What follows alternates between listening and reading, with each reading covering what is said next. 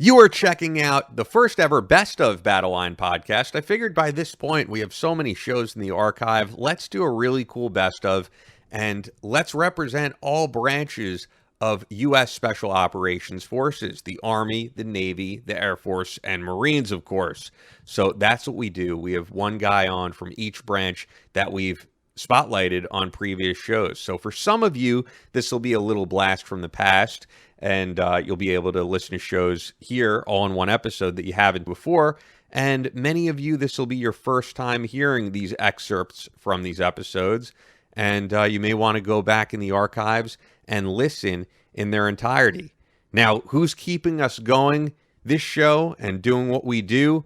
None other than our friends at Ned. And full disclosure right here, I've been using more Ned than usual. I've been using Ned every single night because it helps me put that anxiety at ease. I've just been more stressed than usual, but before bed, I get at ease. I take my Ned, and I get a great night's sleep and wake up in the morning refreshed.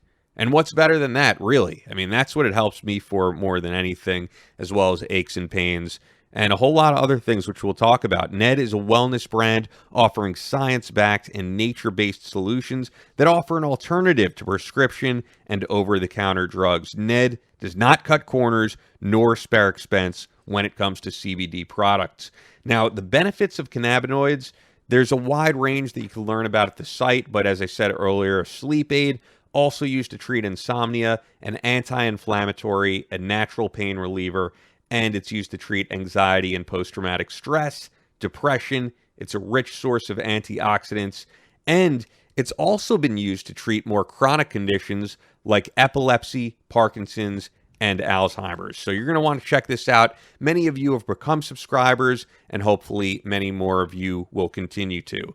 So your promo code that you could use with us is Battleline, and you could use that by going to helloned.com/Battleline, or just enter Battleline at checkout for 15% off your first one-time order or 20% off your first subscription order plus free shipping. That's HELLONED.com/Battleline to get 15% off your first one-time order or 20% off your first subscription order plus free shipping. A lot of our listeners have been using them more and more and have become subscribers. And you could just start with the small dosage. It'll give you subtle effects, and you can take it from there. I hope you check it out. Once again, that's helloned.com/Battleline. Thank you, Ned. Let's get right into this episode.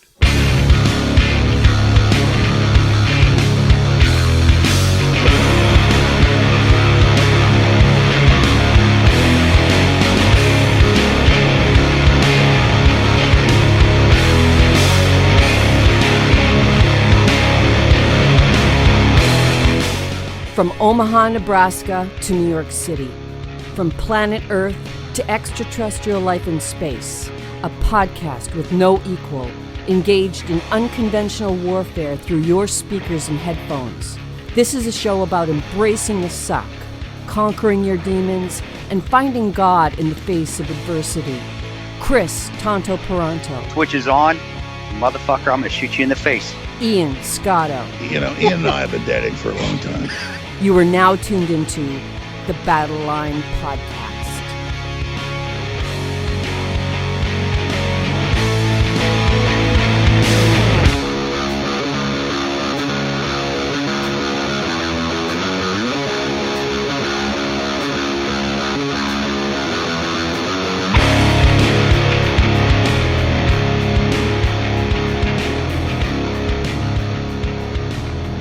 The switch is on. Battleline Podcast. Welcome to this best of episode.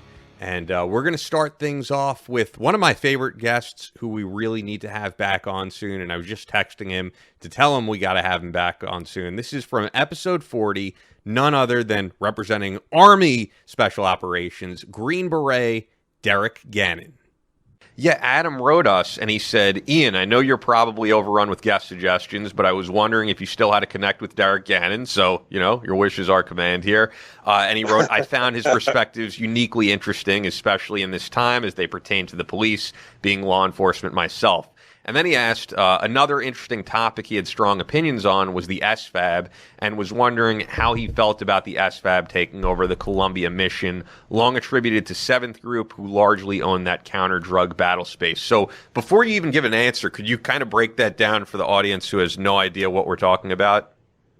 Well, Ian, if you remember, I started tracking this Antifa stuff at home probably, like 4 years ago? Yeah. And the militarization of, I remember I wrote an article about the over-militarization of police that was met with an absolute, can we swear on this? Is this? Yeah, hell yeah. Oh, yeah, of course. Okay. Of course.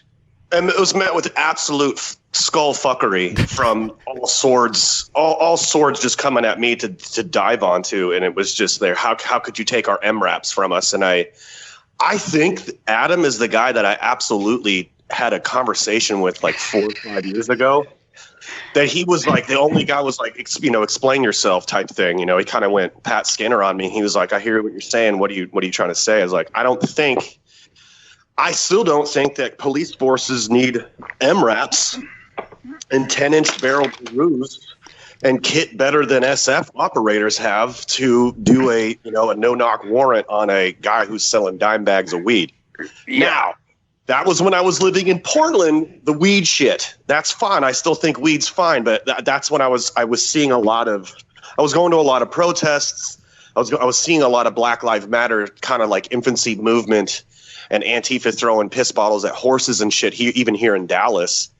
And it just was confusing, so I went down the rabbit hole with that. I think Adam is one of the police officers that I had a really good conversation with, and I was more of a fan of them getting out of their police vehicles. Now, remember, this is 4 years ago. Starting to police their neighborhood. You're still. I'll be honest. I don't think you're. Well, I don't think. I know you're. I say the same thing. No, so, I know you're going to keep going, but I'm to date, and I still train a lot of training and a lot of police officers out there. I don't think you're wrong, man. So I hope you're not. And again, I'm telling you this because I hope you're not backpedaling on it, because I think you should stand strong on that, because I completely agree with you. But keep going, man. I absolutely will die on this cross that I think the cops need to take the armor off, right? The plate carriers off. You can still wear your ballistic under, your undershirt. I get that. I know that there's bad people that are going to do bad things. We've all seen it, right? Yeah. But I think if you engage with the neighborhood and I'm an old school Irishman from an Irish, Catholic family. The cops lived in the neighborhood that they policed, right? They lived in the neighborhood. So everyone knew that, Officer O'Keefe is right up the street, and you probably shouldn't mess around with his car. And if you do, someone's going to tell him that you did it, right? Because he's a neighbor. Yeah. And this is a thing that they're having with Portland police. When I was with Portland police, they're getting... These kids are screaming at them. They're like, you don't live in Portland. Well, yeah, it's expensive as shit to live in the city. So no cop's going to live in the city. But they need to get out of their, I think they need to get out of their police vehicles. They need to take that aggressive standoff that we've taught them, right? You're not at war with civilians. This is not a war zone. Now, there's some parts of the country that are at literally war zone like levels. But get out of your car, engage the constituency of who you police, right? You know who's going to be the troublemakers, and the population's going to tell you who it is. And that's still something I think that holistically we need to take a more I don't want to say psyop because I don't like those speaker carrying fools, but take a human type of approach to law enforcement, to policing. And I'm not a smart guy. I shouldn't have paid for that master's degree in criminal justice. I really wasted my money on it. But even back, and got mine in '95 before I went back in the service. There was something that's been around forever, and we actually had to I remember taking a whole course on it for a semester. It's called community policing. That's exactly what you're talking about. And it's been around since the 60s, the 70s, like you said, with O'Keefe, that is out in his community. People know who he is. He doesn't look like a goddamn Terminator with his kit on and his sunglasses on that you can't talk to. That is what we need back in the police. And I agree that when you talk getting out of your cars, yes, get out of your cars, get to know your neighborhood, get to know and show people that you're not just a fucking robot out there that wants to, that believes that believes everybody's guilty, everybody is up to something, because that's what has led us to where we're at right now. I honestly believe that even overseas, when you're working the GRS or GB stuff and you're out, brother, I didn't wear armor in Libya except that night that we were in the firefight. Never wore it.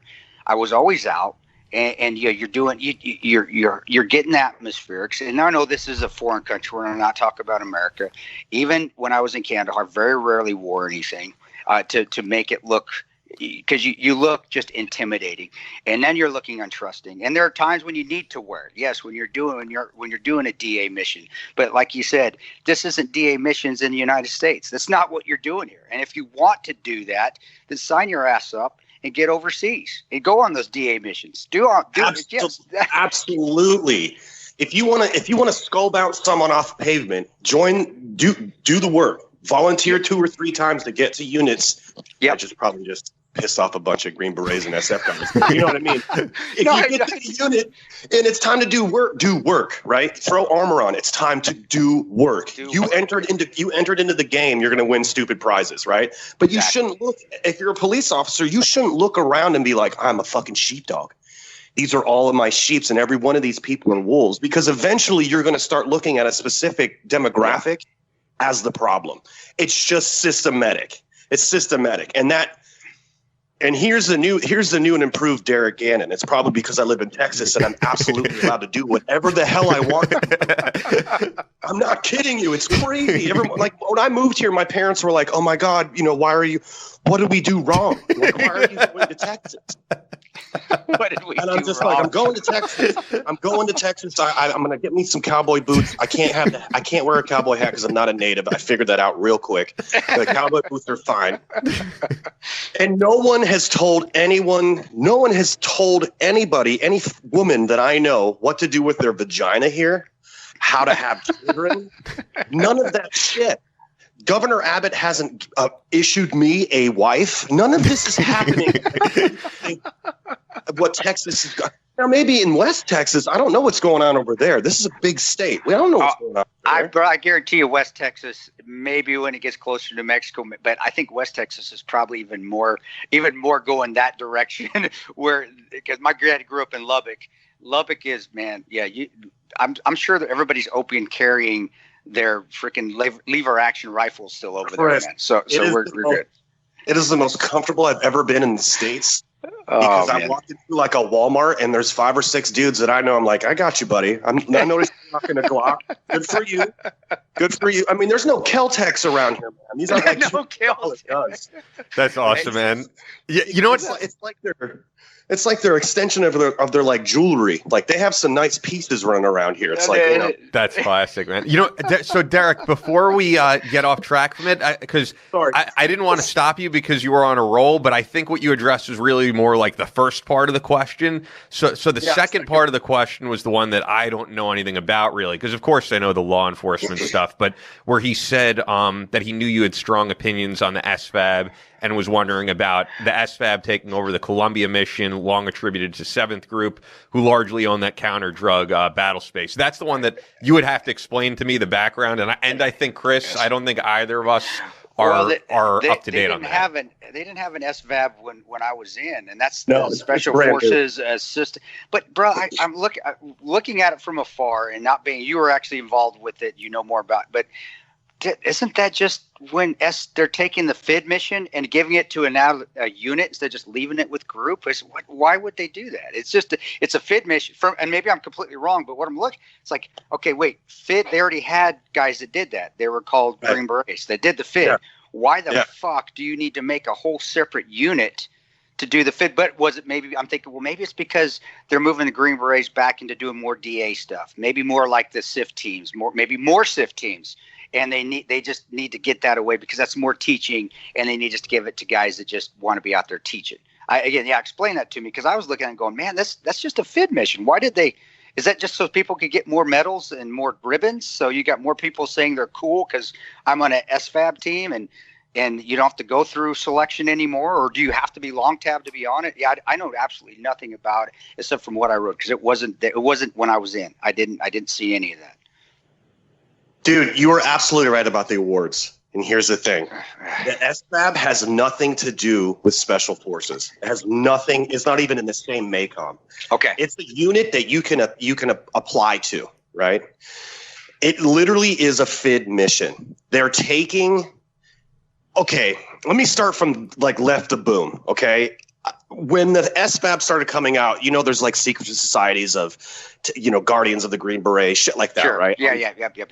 They're all toxic. Everyone posts shit about, like lizard people living in Washington, D.C. It's fucking crazy. But there's actually good shit within these secret, these closed groups. So I started the fusion cell. I thought maybe I could strike out on my own after the soft rep years.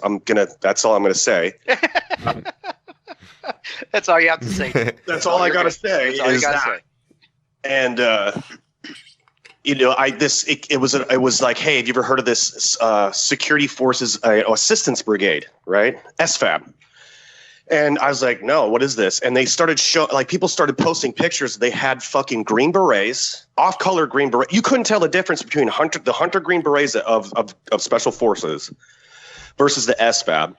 Okay. Their patches were from there were the throwback Recondo patches that were a fucking Ranger patch in Vietnam. Oh, wow. Okay. So I did some fucking digging, and it was General goddamn Chief of Staff Milley's baby. This was his idea.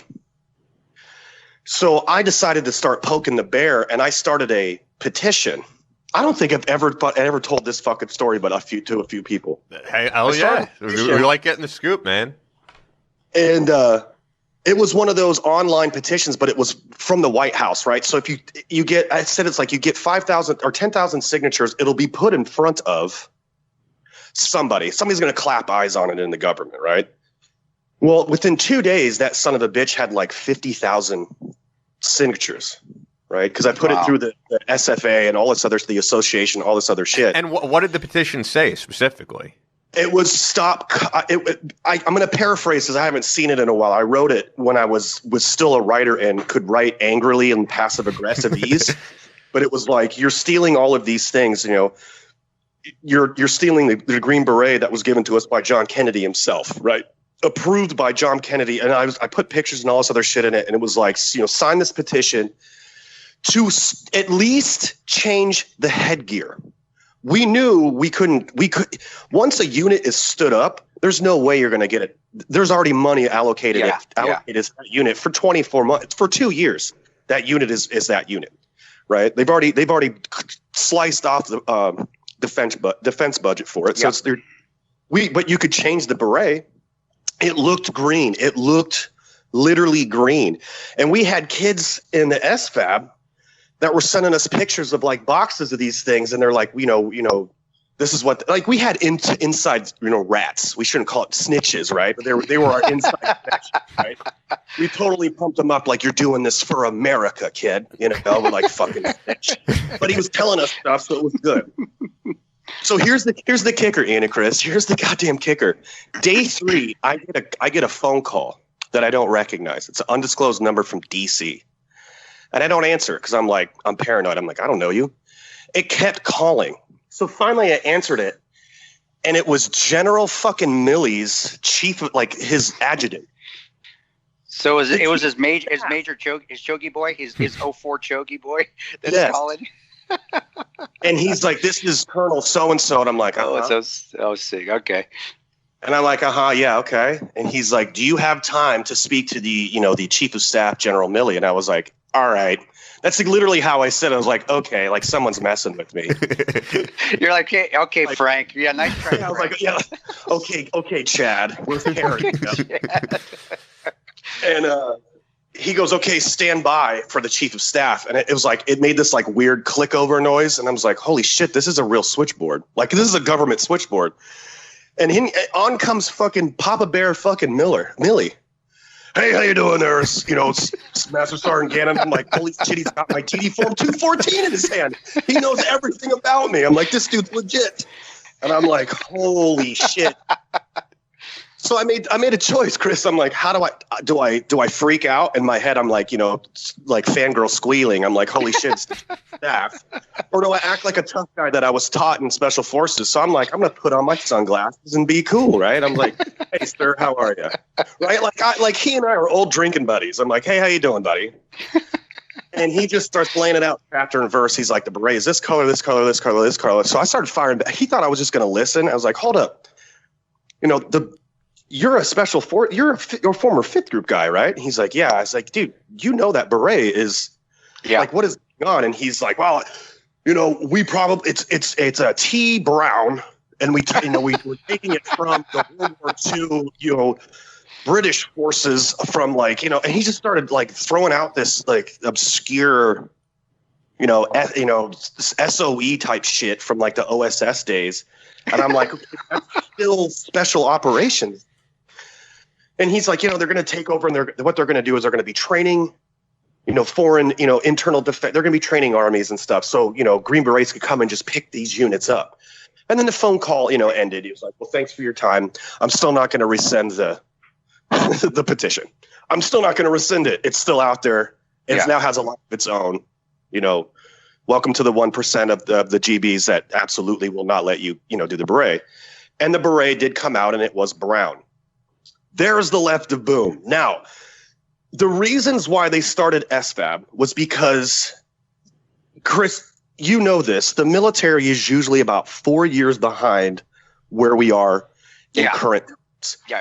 So someone had written in paper, and they're like, hey, Iraq and Afghanistan has showed us that Green Berets are on par, if not as good, as special operations, Rangers, and other folks of that nature that do direct action, right? Direct action became the lick, right? It became the jam.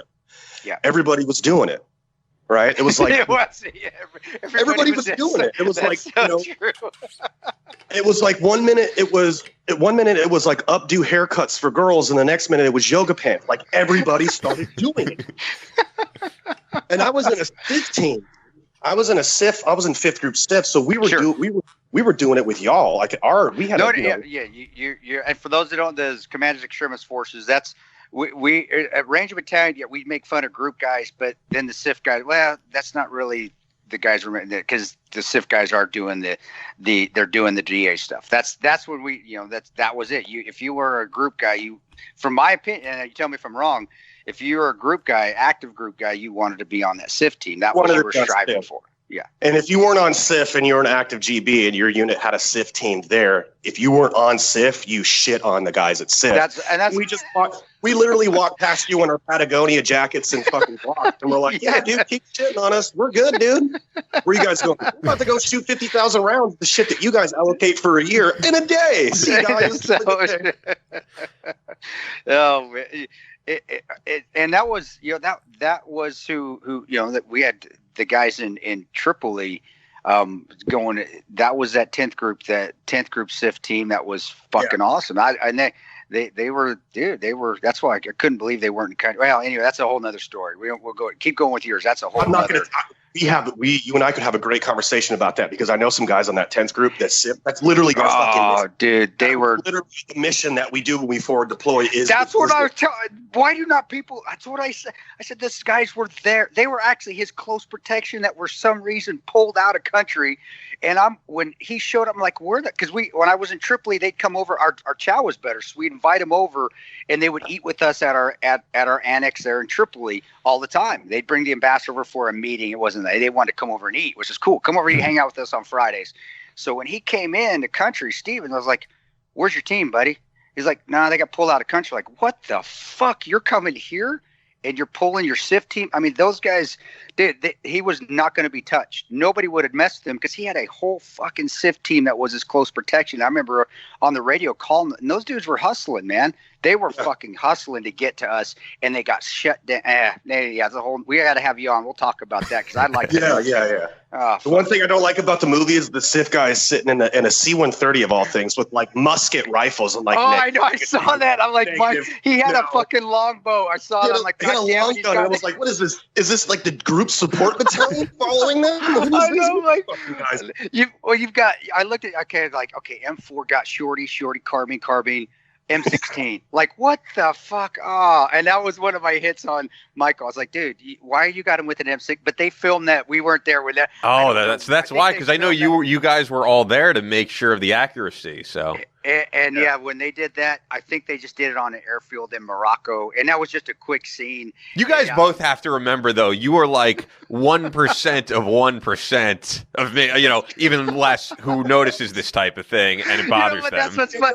Knew what Stiff was. We were like the grayest of shit back in the day. They're like, who are these like stepchildren? Like, don't worry. We had a good SIF team in Kurdistan when I was in Erbil too. They were right down the road. I mean, they were great guys. We'd do our shit. We just made sure where they were at, and because they were living on their own, we were living on our own, and we just, hey, here's our comms, here's your comms. If you need anything, hit us here. If we need anything, we'll hit you up here. And it was great. Now they had a good team in Erbil that would shoot down to Kirkuk and mess people up down there. So anyway, keep going with this SFAB because I'm sorry. So we're, the military moves, the government moves about 4 years behind the actual bleeding edge of what we need to be doing. So this General Milley idea was SFAB. He said, well, I'll create an advisory group, a battalion of advisors that would come in and train foreign militaries, militias, what have you. So then SF and special operations, SMUs, all these other shit, they could just kind of come in and plug and play. Well, that's not how it works. You have to build a rapport with them, right? That's why we went to the touchy-feely GB side. We're wearing loincloths and eating and lamb slices. Trying to build a relationship. Well, these kids would show up and their job was to prep them at level 1, level 2, to where we would show up. And we'd have guys that could already load and unload their AKs and actually shoot in one direction and shit like that. I know I'm not going to apologize for that. It's actually accurate. No, it is. You're spot on. I had a guy itch his head with the Makarov with the muzzle when we were teaching him in Kabul. Like, dude, he's scratching his head with the muzzle of a damn Makarov. I got you, dude. I get you. I feel you. So the whole concept was and I doubt General Milley's, he's got more shit on his plate than listening to the podcast. If he does, I'm like, hey, what's going on, bud? But I think it's one of those, how do I get this on my CV, right? Like, how do I put something in the resume? Oh, I know. I'll make a fucking battalion out of thin air, and it'll look good. Yeah. So the SFAB really was supposed to take the kid from us, right? But then, the GWAT is still going on. And then we started looking into Syria, and they were sending SIF teams over to Syria. I'm pretty sure everyone knows that by now. I'm not breaking any kind of. No, you're not. It's out on, dude. It's on the Google. It's out on the Google. Everybody's twatting it on the Twitter. So yeah, everybody knows about it. They don't. They spell it CEF, but I was like, yeah, okay, whatever, bud. But, they started seeing that the CRIF and the SIF that were going over there were absolutely having to do foreign internal defense, right? Yeah. They were having to do that because you can't put a battalion of SFAB into Syria. And we couldn't do what we did in Iraq. If you remember this, and if people don't really know this, we took about 300 Kurds and Iraqis and took them to Djibouti and trained them to become what is now known as the ICTF, or the Iraqi Counterterrorism Task Force, the Gold Line Brigade. Yeah. We took the original gangsters over there, which I think only like 80 still are alive. Wow. During the onset of the Iraq War, to train them up so we could do hits with them and we could clear rooms with them. And these dudes were shit hot, Chris. I mean, when they were done, these dudes were yanking and banking. They were clapping cheeks over in Iraq. Well, and you're going. You guys are sending them out on their own, man. There was maybe some Overwatch from an HQ element, but they were doing everything on their own, dude. Doing the hips and get air assaulting themselves, and And yeah, they were bad. A lot of weren't a lot of those guys Pesh too? They were Pesh, yeah. They were bad, dude. Those guys are badass. Some of them couldn't even go home. Like they'd go like, I can't go home. There's a bounty on my head. Yeah, that's what sucks about. The people don't get that in there. They can't. They work with Americans and they're doing hits. They're done. They can't. They're basically, that's their life. They've got to cut ties with their family. I don't think Americans don't get that shit. That's how serious it is over there. So when we leave a country and we leave them to their own accord, we've fucked them. We pull out of a country, we're like, dude, we just fucking destroyed. And that hurts it hurts me. It hurts my friends because we're still some of us are still Facebook friends with these guys. Like I am too. We all coming back. We're like, hey man, we acted like we ran shit in the States, but when we got home, it was like, yeah, on to the next one. It literally was like on to the next. And we're just like, Masalama, dude, I love you to death, but our hands are tied. And I remember God, this is how old I am. I remember in 2007, we kind of got a secondary mission to maintain friendships with these guys because, dudes at JSOC and SOCOM were like, the writing was on the wall. Yeah. And we needed to have good relations with the Kinetic boys in Iraq. We needed to maintain good, comms with these guys. And we ended up really doing a really good job. On my end, I think we did. Maybe we have some failures, clearly. So let's get back to like right now, right? The global footprint on the war has changed. It's completely changed. We've become smart enough to know that we've been fighting proxy wars long enough that have been funded by the big boys, such as China, and I'll say it, China, Russia, and Iran. Yeah. To where the FID mission is extremely important now. We're going back to Cold War-esque shit in Poland and Latvia and shit like that. So 10th group's like, huzzah, I learned Russian and I've been in the desert for the last 10 years. Now I'm back in Poland. I'm like, let's do this, boys. And let's fucking do it. Let's do it. Let's get asymmetric. So asymmetric warfare has now become the new lick. They're now going, there has to be a better option than the kinetic hammer that we've been used to. And it's been great, but it's ineffectual. We're not leaving anything behind, right? We're not leaving good feelings behind. Yeah. So the SVAB falls into this void where now the mission, so SVAB took over the mission in Colombia, right? That whatever that mission was from 7th group. Well, that's because, and this is my opinion, the MACOM's of First Special Forces Group Command has been given a directive, more than likely, to start reviewing and redoing and revamping guerrilla warfare, going back to our roots of guerrilla asymmetric warfare. Sneaky Pete shit back again. 18 Bravos are going to have to be a little bit more smarter and read bigger books and coloring books to do their shit. You got to get a little bit more better at what they do. Be better, right? Get better. Loved having Derek on that episode. He's a great guy, great guest, and that was just a fun episode. You could tell by us laughing during it, that was all very genuine because Derek's a funny guy, and we will definitely have him back on soon. Before we get to this next guest, our newest sponsor, if you are someone into night vision and you want to check out a company that has great integrity and is being used by many guys in the special operations military and is trusted by guys like Chris Peranto, you got to check out Photonis Defense. Photonis Defense is the global leader in night vision solutions, providing more high-quality night vision capabilities than anyone. Hunters, shooters, boaters, and outdoor enthusiasts rely on Photonis defense systems to make their adventures safer and more successful. Military, law enforcement, and public safety end users utilize Photonis defense solutions to give them the edge at night in tactical situations and rescue operations. Photonis Defense is now offering state-of-the-art night vision systems. From the PD Pro B 16mm binocular and the PD Pro M 16mm monocular to the PD Pro Q panoramic night vision system, customers from all over are excited about these new, smaller, and lighter NVGs. You've got to see these things to really experience how much smaller and lighter they are than anything you have used previously. Now, we have the link in the description. Check it out. It's photonisdefense.com, and that's spelled PHOTONIS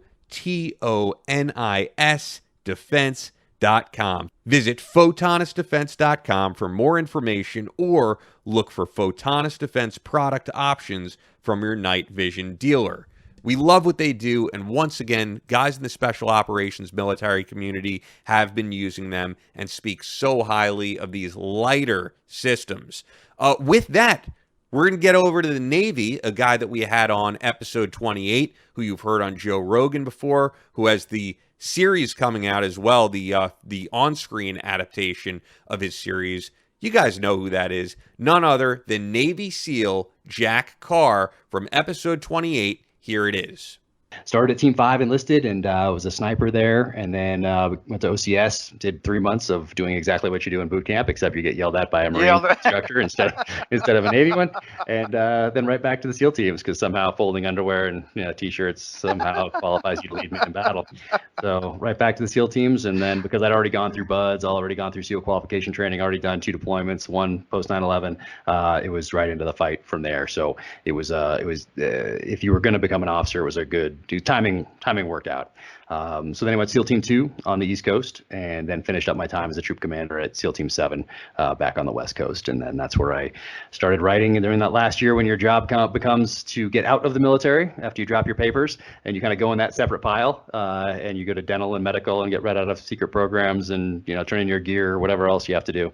That's when I had some time, and so that's when I shifted to starting to write the first novel, The Terminal List. So that was it was a good run, but it was also very evident that my family needed me. We have a special needs middle child who needs 24/7 full-time care forever, and my wife had been dealing with that through all the deployments, and not just the deployments, but the whole workup where you're a month in the desert doing desert warfare training. You're on a 2-week jump trip. You're on a couple-week dive trip. You're doing mountain warfare, whatever you're doing to get ready for that deployment. She's back home dealing with our middle child and dealing with everything else, while I'm out there running around doing the deed. So it was very evident after that last deployment to Iraq, when I was a troop commander, so an 04, which is a major in the other services, a lieutenant commander in the Navy, and it was time to shift focus and get out and take care of my family. So it wasn't something that I agonized over. And then knowing that I wanted to write from early age, I just knew the path that I was going to take. And for whatever reason, I didn't waste any bandwidth worried about how hard it is to get published, kind of like I didn't worry about how hard it was to get to BUDS or get through Hell Week, get to the SEAL teams, get to wherever I deployed to, Ramadi, wherever else. I never wasted bandwidth on how hard it was, how dangerous it was, whatever. I focused on being the best operator that I possibly could. And then before the Navy, I focused on the things I needed to do to get there, to prepare, or back then, before the internet, the things I thought I needed to do to prepare myself for BUDS, for SEAL training. So same thing with writing. I never wasted any bandwidth on, how hard is it to get published by a major publisher? How hard is it to get picked up, optioned for a film? Like, none of that was part of my calculus. It was just like, okay, it's hard. Boom. All my bandwidth is now spent doing the job, preparing myself and making this the best book it can possibly be out of the gate. And in my mind, I always knew it's going to get picked up by Simon & Schuster. Emily Bessler at Simon & Schuster is going to be my editor. She was Vince Lynn's editor. She's Brad Thor's editor. And I knew, Chris Pratt's going to pick this up because he's the guy I want to play the part. and Anton Fuqua was going to direct because he did Shooter, he did Training Day, he did Tears of the Sun, Equalizer, Magnificent Seven. Awesome guy. And those are the only 2 people I thought of. And now, picked up by Simon & Schuster, Chris Pratt playing the lead, and Anton Fuqua directing it. So things can come full circle like that. I didn't know that. I didn't know you had a special needs son. I didn't know that and that's amazing. Your wife, brother, your warrior course, and coming from a Ranger, telling that to a SEAL, that's hard for me to do. Man, I'm kidding, brother. I'm fucking with you. But knowing your wife, that is amazing, man.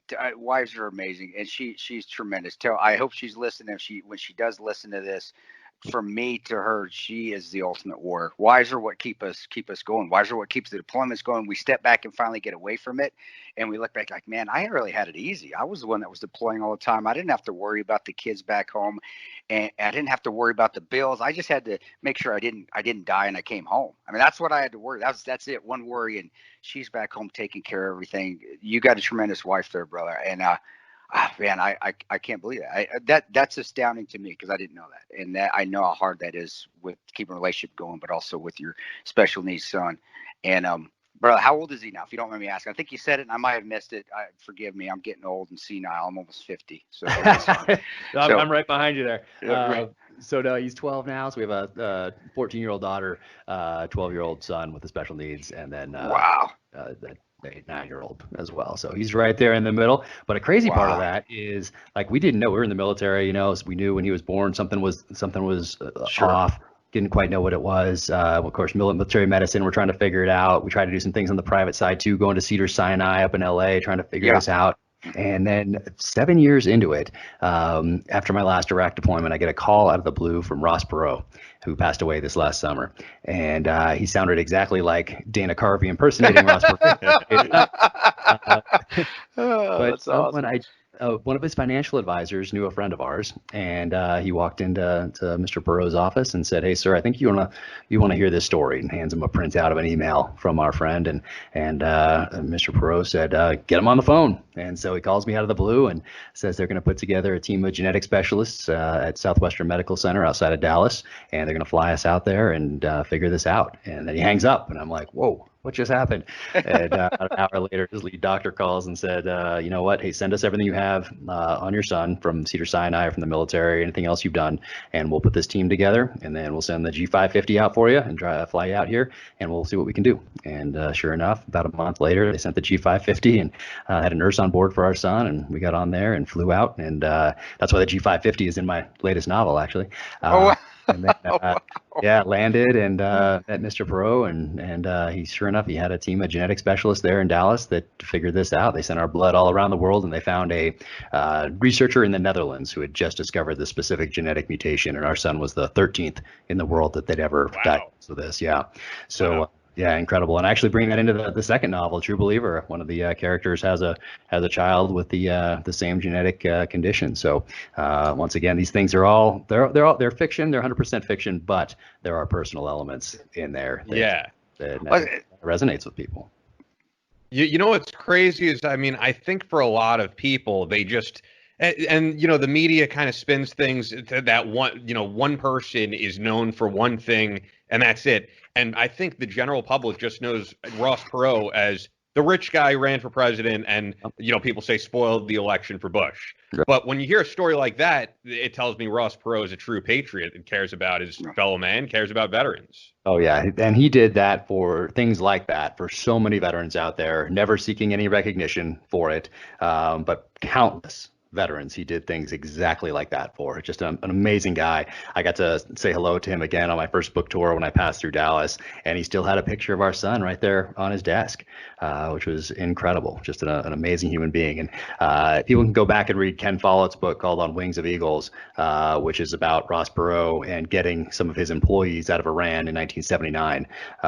So just, an incredible story, incredible patriot, Naval Academy graduate, and he's been, since that time, he's been just connected to the military, special operations in particular, for all of his life, really. So fantastic. I'll never be able to thank him or his family enough for what they did for us.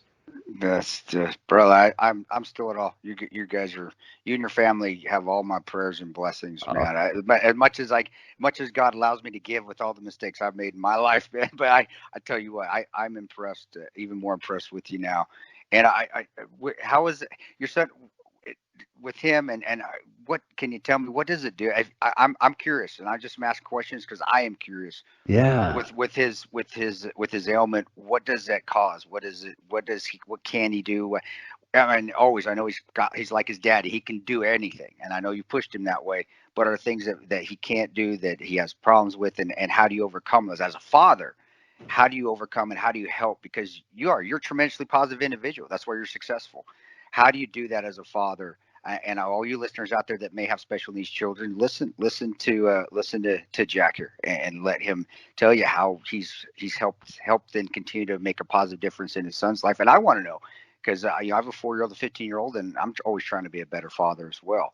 So what do you do? What aspects do you? How do you teach? How do you train? How do you train? I'm not trained. No, I get it. But can you go into that a little bit if you don't mind? If it's too difficult, I understand. But I no, absolutely.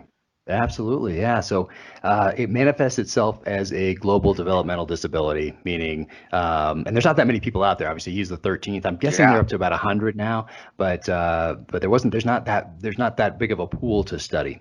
But it manifests itself as a global developmental disability, meaning he's smaller physically, mentally, Wow. probably maybe like a 2-year-old maybe, and so he'll need help eating, going to the bathroom, get zipped into this special Sure. bed every night.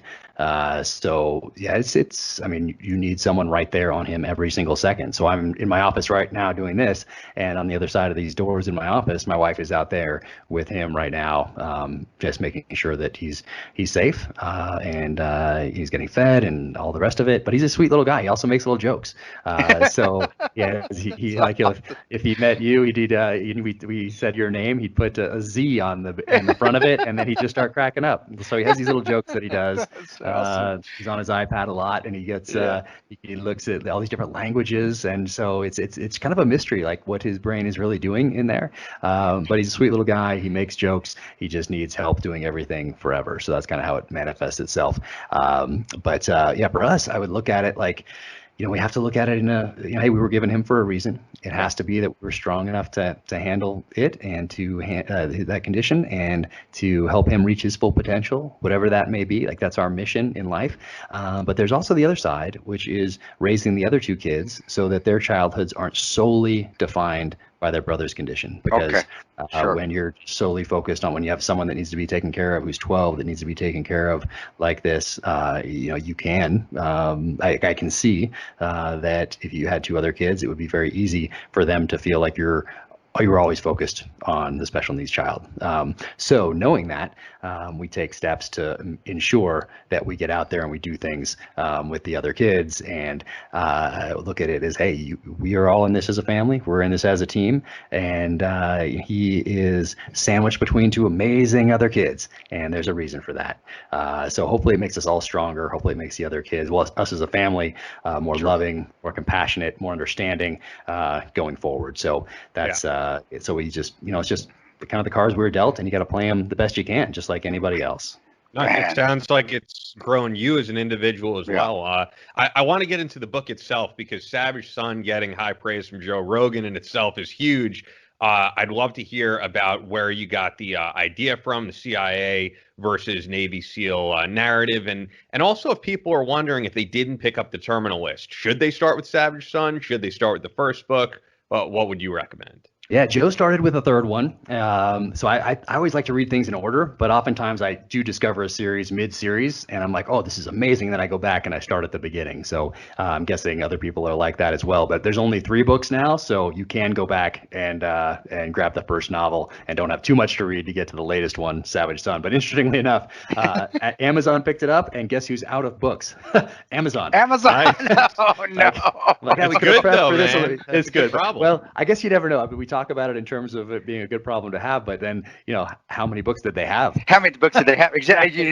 That's right. Or 10. That's what I was going to say, because I remember Books a Million ran out of books once, but it was like, yeah, well, that's fantastic, but they only bought 200 books. Right.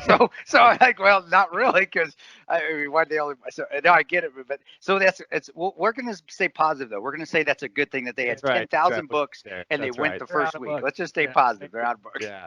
So they're out of the first one. They're out of the Terminal List, and I think they're out of the hardback True Believer also.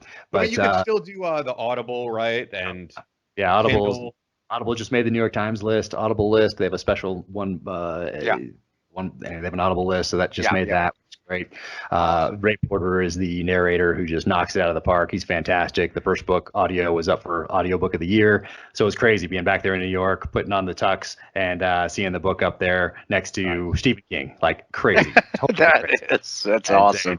But where these came from, particularly the second book, if we're talking CIA specific, the second one, True Believer, was inspired by something that happened to me in Iraq in 2006, where I was working for what can best be described as a covert action unit attached to another government agency out there. Sure. So you're working with indigenous forces type thing, and I was the only military attached to it. We had a bunch of course, other government agency people that were doing most of the work, and my job was to deconflict battle space, do tactical communications in TAR that sort of thing. Yep. So during that time, we had one guy from the indigenous side of the house who was like head and shoulders above his peers. He was a squadron commander for this sovereign Iraqi unit, and his English was amazing. I mean, he looked like he was out of central casting. He could do the close target recce stuff, bring back that Wow.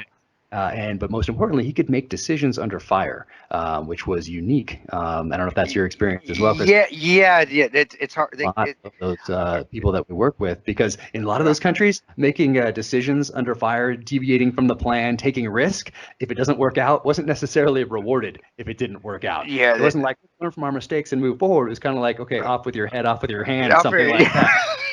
So it wasn't conducive to a good learning environment at all. No, That's it wasn't right. conducive. No. Not at all. Didn't encourage them to take risks on the battlefield and adapt. But this guy, he did. So that made him stand out to me. He was a great guy, got to know him. And then years later through the grapevine, I found out that he disappeared.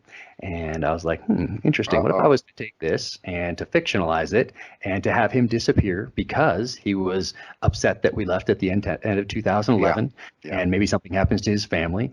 Maybe he works his way with refugees up into Europe, and maybe he takes those skills that he was taught by the U.S. military and other government agencies and uses those now against the Western world. So that kind of laid the foundation for what happens in my second novel, True Believer. So to answer your question, Ian, some of that came from real world. Of course, it's all fictionalized, but it's inspired by things that have happened to me along my path. So so that's really where that comes from. And then also the continuing theme of dealing with politicians and senior CIA officials that are not necessarily that are on the antagonist side of the house, I'll say. It's not that hard to make a politician seem evil, or a senior CIA bureaucrat, seem evil. Like, it's kind of, they're kind of fodder for that sort of thing, because there's so many examples of that disconnect between that level and the guys that are doing it on the ground at the tactical level. It's funny because it's true. That's the only reason I'm laughing so hard. It's funny because it's true. And you know what, with the your guy that inspired you, that's quite possible too. Again, because you don't find that often. You don't find, honestly, indigenous, especially Iraqi. And I found that more so with Iraqis than with the Afghanis. And maybe my experience was different because we worked a lot with the NDS guys there in Afghanistan. And for those that are NDS, are like their CIA people when we were in Afghanistan, Iraqi. But you did find that in Iraq more. So when you found somebody that was capable, my first thing was, gosh, was he trained by somebody else? Because obviously it wasn't here. Who's been getting trained by? Was it our people? Or was he getting trained by, the Iranian forces, or did he get his training by the Chechnyan forces? What's going? So there always was the spider senses went up. But that being said, you never knew, because I never knew what happened to him. Once we'd leave, it's like, well, I really don't know what's going on. It's not my problem. And I hate to say it, but that's what you do. You come back, it's not my problem anymore. And you feel that way with the locals until you get more time in. When your first time in, it's like, well, I'm just trying to do my job. So to have that and that book, just let you guys know out there reading the books, man, just think of it that way. It's quite possible that could happen. That's why you're a tremendous writer. Me and Ian were talking about this at the beginning of the show. Like, that's why your books are so good, is because you can pull the stuff that could have happened, and it sounds, you talk the lingo, you've been there, you've done that. It sounds correct. It's not totally outlandish that you have some guy reading a book, even though it's fiction, especially a guy that's been down range and says, man, that shit could never happen. Where yours is like, yeah, this could happen. And it's so outlandish, but you're like, wait a second, that's possible? Yeah, actually it is. And I know you write it in such a way that it comes across that way.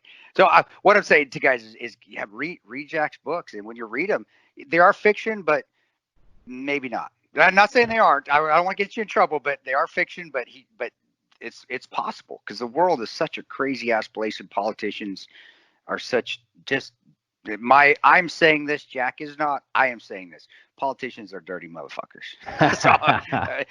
But that's why, again, fantastic, and I want people to read your stuff, because and it's entertaining, and again, you have that personal experiences that you aren't getting super crazy with your write-ups that there's no way that could happen. Like, you're not bending bullets and shit like that. You're right. You're right. So, but that's great to hear. And I know I'm thinking when you're talking right then, just like, man, memories just coming back, and it's making me smile and feel good. So I just appreciate the conversation with you right now, man. Thanks. Oh man, I appreciate that. And I get asked quite a bit.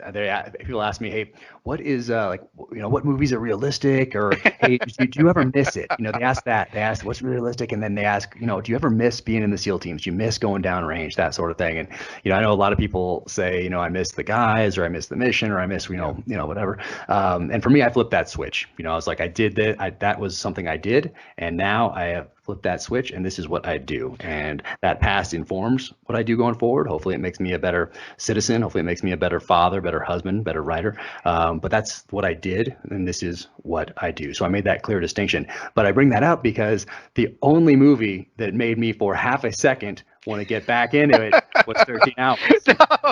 I went up to LA and saw a pre-screening of it, and I was on the Paramount lot or whatever. It was Paramount. Yeah. So I went to Paramount lot, watched it, and I was, for like half a second when I was walking out of that theater, that was the one. And I think it's because of that time in Iraq in 2006, working with that other government agency, and have such a such a visceral experience, and just it was just such a highlight of my time in uniform. But I think that's why. But that's the only one. That's the one I always recommend and point to when people ask me those couple questions. I appreciate that, and that's it. We were on set. We made sure things were good. We spent time helping write it. We wanted to make sure, and that's what we wanted to tell. And I was a little skeptical with Michael Bay. I'm like, Michael Bay, are you kidding me? Come on. And then we met him. Like, the dude is awesome. Love that guy. And he loves, and I was a little jealous. Out of all the special SOCOM community guys, he loves SEALs the best. So there you go again. But he uses all the special operations guys in his movies, all the extras. But he wanted to make sure it was right. And we wanted to make sure that dynamic was right. And we wanted to make sure the colors and because most war movies are so drab, and I get it. Iraq's dirty. Parts of Afghanistan, if you're in southern Afghanistan, they're dirty. There's dirt, but it's really not. And I think, and I maybe expound on this a little bit, because my opinion, and whenever stuff started happening, whenever the adrenaline started kicking up, the colors resonated. Things opened up. It wasn't just, God, this is a dirty ass play. It's like, man, those colors were, and the everything around you were so vivid and intense, and the dynamics between us and the CIA were so. Well, it was just like you saw in the movie. It wasn't always nice, but you just saw it. Just was spot on. And I'm glad you said that, because we did take a lot of time to get that done. And I remember Tig also warning Michael Bay if he got it wrong. This was in Bay Studios. The first thing he said to Michael was, "Hey man, if you get this wrong, we're going to waterboard the shit out you." And I remember looking like, Tig, did you just say that to Michael Bay? But yeah, I'm like negative motivation. Yeah, negative motivation. That's like, geez, that's Tig for you. But I do just, and don't, we want to talk about a little bit more, but I do want you, if you could, I know you've done some hits. I know you've done plenty of them when you have, and you've also sat in the jock and you've watched teams that you've gone on hits with, and you've had to watch them from afar, which is even more difficult, because I know you wanted to get in there with them after, but that's why you're in the jock, because you've already been there and done that. You need to lead troops from there and coordinate. So you're 2 steps ahead of the game. But, when you were doing it, did you feel the same when you were about ready to enter a room, or when you were going into an area that was hot? Did you feel that sense of, man, blinders are off, like that racehorse? The blinders are off, and I'm really taking it all in, or was it just a blur to you? And I wanted to get into that a little bit, because young guys will ask that to me a lot, and I just said what I think, but I that's my opinion. So I want, because we have a lot of young listeners that are thinking about the military as well. And they want to hear that stuff, and I think they should hear it. Not to romanticize it, because war's hell, people die, but just so they know. And can you maybe a little bit, maybe about a hit you did, and don't have to get it. I don't want you to violate your national security clearances or anything, but just how your feeling was. What did you feel? How did that go? Yeah, and I'm always not hesitant, but I'm always thoughtful about it, knowing what time does to memory, and how it tends to make it a little rosier than it was, or those things that are just natural for all humans, regardless of what their past was, or what their experience was, or what they did before was. Like right now, looking back, Buzz wasn't that bad. Hell Week, hey, it wasn't that bad. But in it, I mean, I don't, when I was in it, I think it was awful, probably. But so there is that that to contend with as well. But what I remember the most is just a distinct focus. There it a is. sense Yeah. of being responsible for those guys, particularly. I mean, I felt it as an enlisted guy. I felt it as an officer.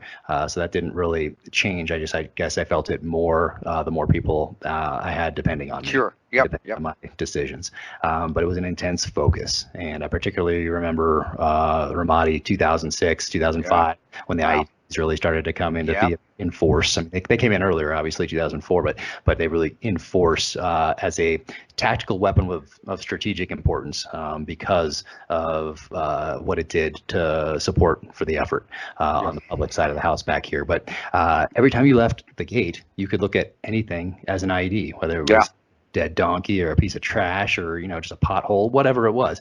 You could spend your time worried about that and just solely focused on that. Well, guess what? My bandwidth then is not focused on the mission. It isn't focused on being situationally aware enough to know what's going on, so that when the bullets started flying or something did happen, that it would take away from me being able to adapt the best I could to whatever was happening, to that particular situation. So when you ask that question, I think most about focus and being there, putting that charge on the wall, on the door, whatever it is, backing up a little bit and just remember like that second before it goes off, and just that intense focus that comes with knowing what's going to happen. Like up until that point, getting to and from the target, anything can happen. But right there, you're making it happen once you put that charge on the door and go in. So it's an intense focus, is what I would say, is what I remember the most.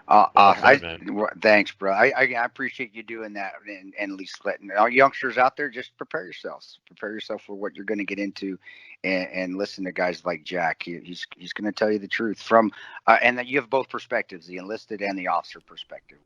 I hope that you were enjoying this best of episode. Loved having Jack Carr on. What an honor to have him on, and another guy we would love to have return to the podcast.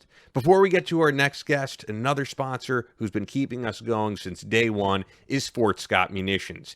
Now, if you're a hunter, you're a shooter, you just like going to the range, or you need some great home defense ammo, this is who you got to go with. Fort Scott Munitions is a manufacturer of multi-federal patented solid copper and brass CNC spun ammunition. It's designed to tumble upon impact in soft tissue, leaving devastating wound channels for faster bleed out and quicker incapacitation. This ammunition was originally developed to innovate and improve on the standard of military-grade ammunition design. It was found that not only did the TUI ammunition outperform competitors in the self-defense industry, but it quickly became apparent that it would be a top contender for hunters alike.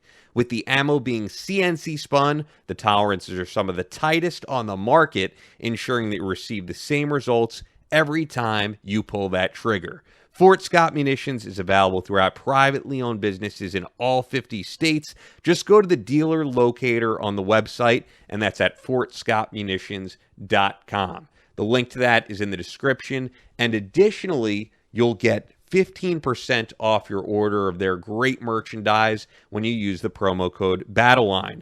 That's an exclusive promo code for listeners of the podcast, and it helps to show your support for the show. So yeah, go there right now, fortscottmunitions.com. Use the promo code Battleline, and you're going to get 15% off your order. Fort Scott Munitions is a proud supporter of Chris Peranto, Battleline Tactical, and the Battleline Podcast, and tons of special operations military guys are shooting with Fort Scott Munitions.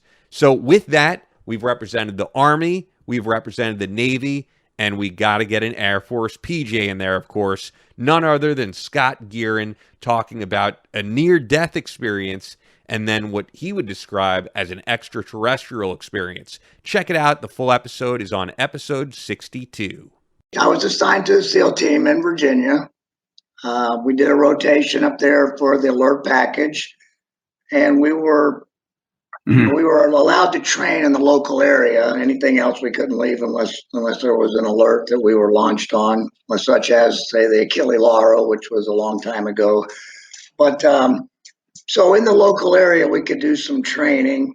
And one of the things I always think of with this is you never know how the choices you make today will impact your tomorrows. Maybe it's the next day or 25 or 30 or 40 years later or at some point in your life, right?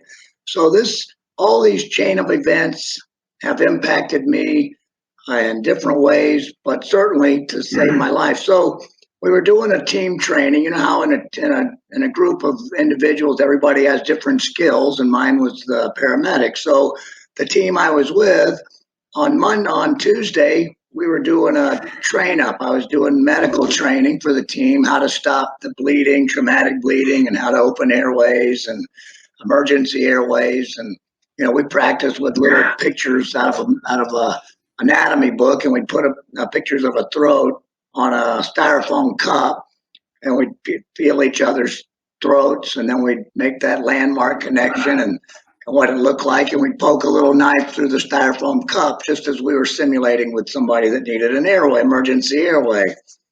And so this was on a Tuesday.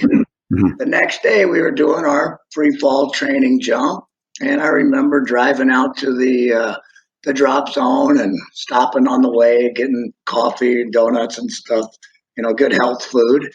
And getting to the drop zone, we jumped out of a Marine helicopter, H-47. And that's about where my memory, conscious memory stops at that point until about 3 days later. So we jumped out of the airplane. We did our training, our dirt dive on the ground, and then we went up to 13,000 feet. We jumped out. We were free falling, which I don't remember any of this. I can recount what happened based on eyewitnesses of what they saw and what they did. And so our plan was at 3,500 feet, based on our altimeters and how we were falling, we would deploy our parachutes, which is what I did. It was my 90th free fall. I was very comfortable in the air. Loved it. I'd been through Air Force Academy jump school. I'd been through the Army Special Forces free fall school and had about 50, 60 more jumps, somewhere in there, whatever equals to 90 with that training schools and then out in the field. But I just felt comfortable. And so at 3,500 feet, pulled my parachute deployment handle, the parachute opened, and I'm sure at that point lights went out for me because there was another jumper above me still in free fall, and he saw my canopy open and he realized he couldn't avoid hitting me. He's balled up in a cannonball type position, and at that point he's traveling in excess of 120 miles per hour. Came through the canopy, destroyed the canopy, knocked me unconscious, I'm sure, and then I went the rest of the way to the ground with a streamer parachute behind me. So about 3,000 feet, estimated, hit the ground at about 100 miles an hour. Wow. The first guys to me were SEALs, Bobby and David. They were under canopy and their own canopies, and they saw that I was having a problem. So they steered their parachutes and they landed where I was, which was not a total wooded area, but a shrub, small tree area. And they, got to me, and I was unconscious, on my back, kind of convulsing. I was full of blood. I wasn't breathing. And so it was kind of, the day prior, these guys had training on exactly what to do. And they maintained my neck stabilization. They poured me over. I remember Bobby saying, "Man, it looked like a gallon of blood poured out of your mouth." And then I started gasping. They knew I was still alive. And about that time, other guys start coming in. The other medic, the other pararescueman, we were rotating our jumps, so I wouldn't have a medic on the drop zone, Larry Yakamoto. And those guys got in there. And so then they made a makeshift litter with a poncho and branches. And the helicopter didn't have a hoist. Took about an hour to get me to an opening for actually a civilian life flight came in and picked me up and took me to Portsmouth Naval Hospital. And I was in the ICU, and that's when they did a cricothyroidotomy and other procedures, and the tubes and everything down my throat and on my face and head, and everything was swollen, and I couldn't talk, couldn't see. Went into about probably another 24, 38 hours before I was kind of coming to, I guess. And I remember at that point, I was afraid that I was blind and I would never be able to do my job again. And somebody, Mike, put a pencil or a pen in my hand and a pad of paper, and I wrote a question: Am I blind? It wasn't very neatly written. I still have those papers. And the doctor said, "No, you're not blind." And I remember that he pushed each eyelid up separately and shined a light in and said, "Can you see that?" And I said, yes. And I don't even know how I said yes, but whatever it was, and then I wrote, maybe I wrote yes. I don't quite remember that. Then I wrote, because I couldn't move. I thought my neck was broken. I think, well, if my neck's broken, I'm not going to be able to go back and do my job either. And I wrote, "Is my neck broken?" And he said, "No, your neck's not broken." And after that point, it was just a feeling came over me. I knew that I was going to be all right. I was in the best care possible, and that they were going to take care of me, and I was going to get well, and one day I was going to get to do my job again. So from the time I jumped driving to the flight lot for the drop zone to that point, I was in the unconscious, in and out of conscious state, but I have a very clear memory of a near-death experience. Most people, like you said, a white light experience in there. And it's as clear today as it was, in that time 40 years ago, not 40, 30 years ago. So I had the experience kind of started where I didn't know at the time I had been injured. I just knew something had happened. But it was the most peaceful feeling you could ever imagine. It was, and I was surrounded by that light, that white light. And I look at it now, being surrounded, if you can imagine a 40-watt level light bulb, and that's completely surrounded me. And I realize now that was energy, and it was love. And it just made me feel, it was just such a great, great feeling.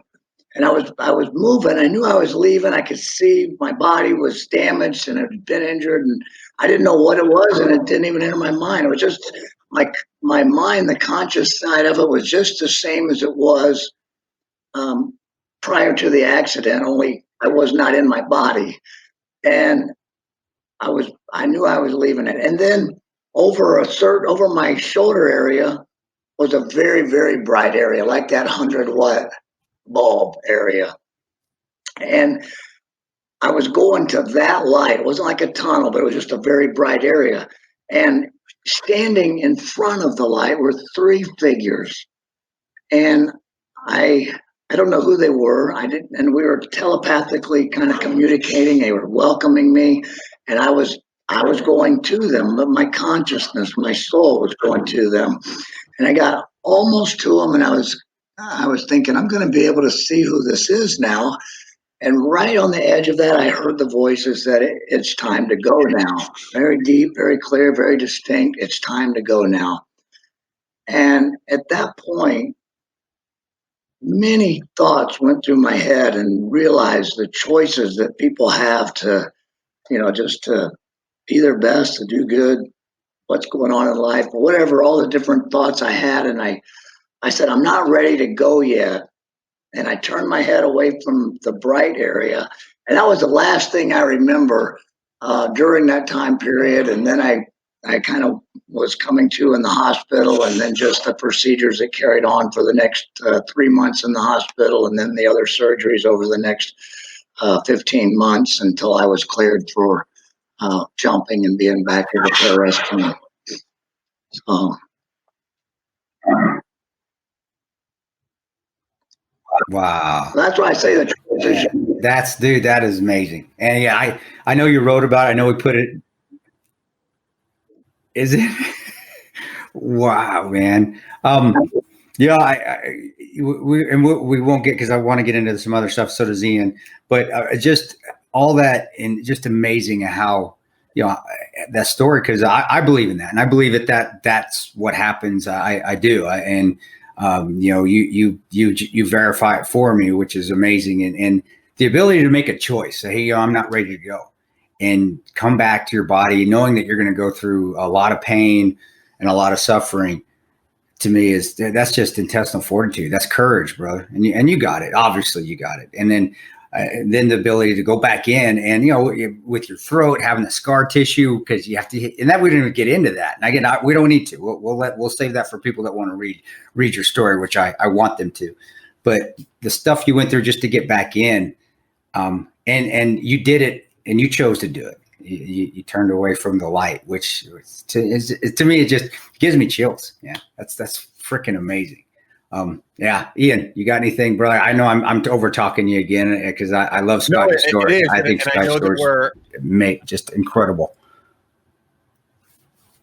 For sure. No, and I know that we're limited on time because there's so much to talk about his career, and I would love to get into, what you did in Europe, what you did during Desert Storm, and maybe we'll another time. But I know, as Chris said, we want to get into your book that you wrote just recently, Hiding in Plain Sight, documenting UFOs with some photographic evidence. Where did this all begin? Did you have, beyond this paranormal experience, did you have a UFO encounter of some sort? Actually, I did. That's one I don't talk about, and it's not in the book. But back just before we get into that side of it, when you said, Chris, what you said, one of the things that became more evident to me because of that experience was our choices. We have choices. Everybody has choices, and that's the consciousness, our mental capacity as humans, and what we have. We all have choices, and our life is impacted by the choices we make. So, make good choices.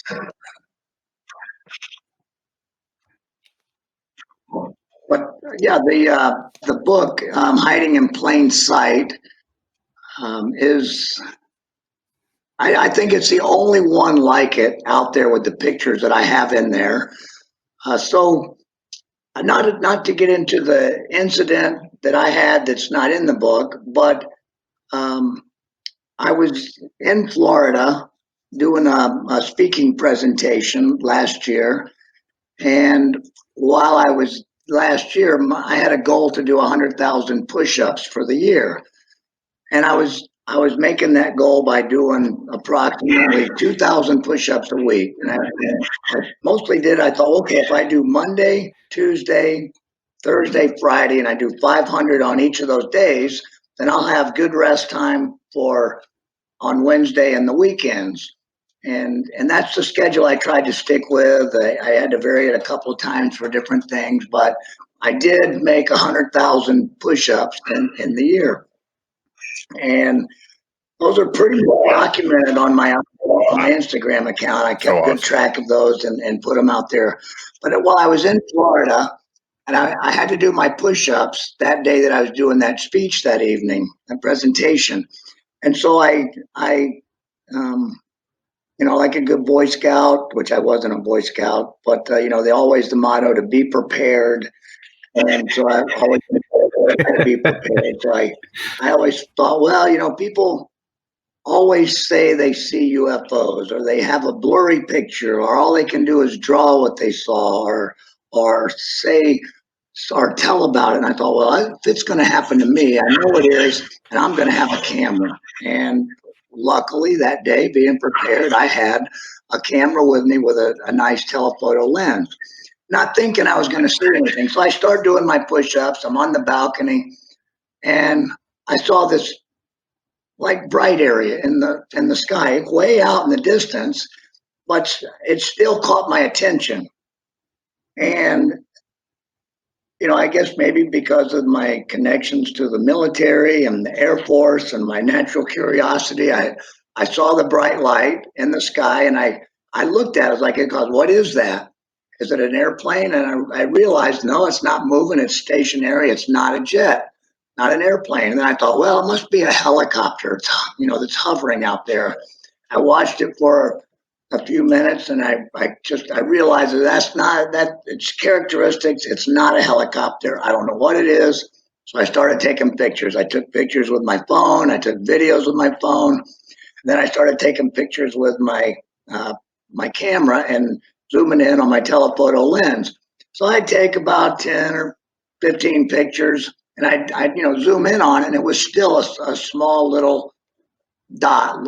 I couldn't really tell what it was, and I didn't take the time to look at each picture and zoom in and see if I was getting anything. I just, I'll take some pictures.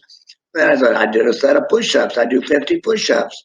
And I went, oh, it's still there. So I take some more pictures, and I do 50 more push-ups. And it's still there. I take some more pictures. So this went on for, the whole time I did my 500 push-ups. It's still there, but I got to get going. I take some more pictures, and I jumped in the shower, took a shower, and I look back at, it's still out there. It's moving around a little bit, but it's really weird. Sometimes I can't see it. During that time period, I realized that I could only see it at certain times with my polarized sunglasses. So when I would look through my sunglasses, I could see it. I'd lift them up onto my forehead. I couldn't see the object. I put it down. I could see it. My sunglasses. I lifted up. I couldn't see it. But I said, well, I don't know if it's going to be picked up by my camera or not. But I continued to take pictures with it. And actually, during that time, it did pick it up a couple of times. So I've got a series of pictures that I put in the book. So at first, let me back up before the book. So I took all these pictures. Then I said, well, I got to go. The thing's out of sight now. Put my camera away. I went and did my event. And then about 2 weeks later, I'm back home. I downloaded them on a laptop, and I started enlarging and zooming in. And when I saw the object, it scared me. I've never seen anything like it. I don't know what it is. It's not a normal aircraft of any type I've ever seen. And it scared me. So I didn't know what it was, and I'm thinking, well, maybe it's a gun. And by the way, I should say it takes a lot.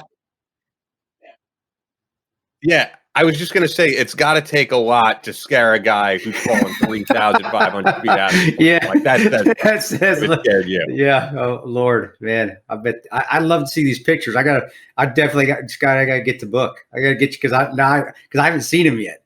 Now I'm just, oh my God, I got to see these pictures. Go to Amazon and just read the reviews and look at the one picture on the cover. And so I looked at the pictures, and I thought I said, well, that scared me. And I'm thinking it must be a government project. And I don't want to, being that I had a secret clearance and a top secret clearance and a great, I feel like I'm a citizen, a patriot, uphold the Constitution. We took the same oath to defend the Constitution from all enemies, both foreign and domestic. And, I think about that still. And so I thought, well, I don't want to just put these pictures out there if it's something secret that our government's doing and anybody else can see it. So I connected with a military connection, and I said, hey, could you have somebody look at these pictures? So they did. They sent them to an analyst, a military analyst. And about 3 weeks later, I'm like, I'm chomping at the bit. What'd they say? They contacted them, and they said, well, they said they don't know what it is. Now, this is a military trained analyst. They said they don't know what it is, and they're going to send the pictures to another government agency that has better capability to analyze these pictures. I don't know the analyst, and I don't know what agency they sent them to. So I said, okay, great. I want to find out what it is, and if it's something super ultra top secret, they can have them, and I'll never mention it again, right? You take those agreements that you sign, you don't talk about the things you did. So I thought, okay. So about 3 weeks later, again, I'm like, hey, what'd they say? They said, well, I haven't. My friend said, well, I haven't heard from them. I said, well, hey, call them, ask them. So I went by another week or so. They finally get the word. I said, what did they say? And they said, well, they said it's a weather balloon and an anomaly of your camera. And right then, I knew that was BS because it was a brand new camera. I've taken thousands of pictures. I take pictures of airplanes that are 30,000 feet high, and I can read the insignias on them. I can tell what airplanes it is by whether it's military, civilian. I can see, I can see the company name on the airplane. I said, well, my camera's working good. I took thousands before and thousands after. I took pictures directly at the sun. The sun looks like the sun. Airplanes look like airplanes. There's never been an anomaly. So I said, well, now I know that it's something. So I made a report to a UFO organization. I actually made it to two different UFO organizations. One, the organizations, they published that report out there, and I didn't realize that report was going to be public knowledge and anybody could look at it. And I submitted one picture with it because one of the websites said anything you submit is ours and you no longer have rights to it. And I said, well, I'm not going to submit all my pictures to somebody and they're going to have rights to everything. So but I did submit one picture. And then I find out that picture has been picked up and that report is all over the internet. One organization out of England that put it on their website, they called it the greatest crypto creature capture ever. They think it's alive. And when you see these pictures, you might even have that thought that it might be something that's alive. And so then I started thinking, well, that's pretty crazy, but I never thought about that. But then I think, well, it's the air that we breathe is another element, just like the water's an element. So what is above, 100,000 feet? What's 10 miles in space? We only live in a small ring around this earth of about, sea level to 3 miles up. And we don't know what's really out there, but just like we find creatures that we call alien, that are 8 miles deep in the ocean, we never go there and we don't live there. What's swimming in space, which is another element that maybe another creature's in. So anyway, when you look at these pictures, you will realize that it is next level technology, whatever it is, whether it's alive or whether it's extraterrestrial technology.